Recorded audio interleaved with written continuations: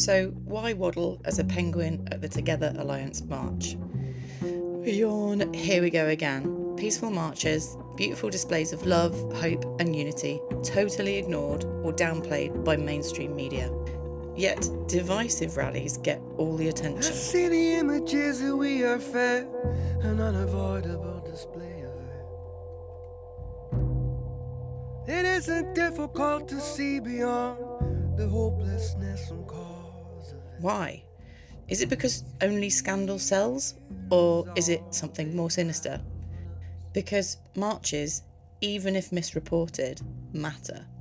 And here is how this love will carry us, 'cause nobody wants war. They're a gateway to further action, a necessary part of a bigger strategy, and they give us hope. Nobody wants to fight anymore. I've seen it firsthand as a coordinator of Exiles marches. Hundreds of thousands of people gathering, yet media coverage is sparse. What little narrative there is skews towards division and fear. But the accurate account of events is that these marches unite us. People from all walks of life, standing shoulder to shoulder, marching side by side, to show strength in numbers. They remind us we're not alone, that good people exist in the world, and they care. They care enough to turn out onto the streets. Marches nurture small sparks of hope and inspiration into courage, creativity, and more direct action. That's why they're powerful. That's why the media want to ignore them. I hear people say marches don't work. I say marches aren't reported, and they won't work on their own. Marches without next steps are like a one-night stand. Too fleeting, too little. We need to build longer lasting relationships, trusted connections and shared strategies beyond the marches. Marching was how it started for me, and now, like many others, I dedicate my life and repeatedly risk my freedom, campaigning and taking action to make material change, to use my privilege and go further than the street. Disruption is uncomfortable. History tells us it's a necessary part of resistance. Malignant media want to have you believe protests are mindless disrespect of the working folk and of ambulances getting past. But without disruption now, to get change now, there'll be much, much more disruption in the future. Nobody wants war.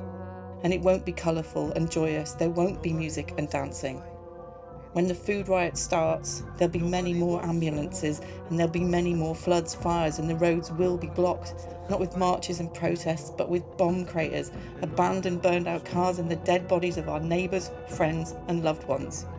Just like what's happening around the world now in Palestine, Iran, Sudan, Syria, Lebanon, the list goes on.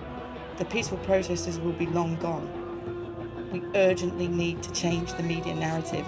We need a movement media that tells the story of unity and the love and connection that can be shared by all humans, that we fight for. How together we can overcome these lies of division, work together to demilitarise, transition to a peaceful, sustainable future. And we need to talk about the reality of the alternative.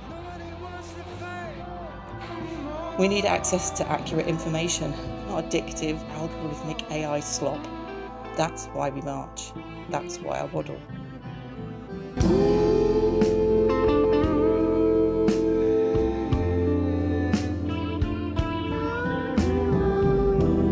Handing out flyers, encouraging others to take the next step, to organise, to make a Together Alliance with your neighbours, to start a news club, join the Media Consumer Union, join the revolution, do something, march and more. Tell the new story of hope, love and unity.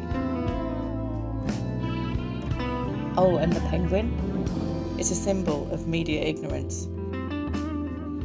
In Turkey, 2013, protests were being ignored by the state broadcaster, and instead they tried to distract their viewers with a documentary on penguins. It didn't work.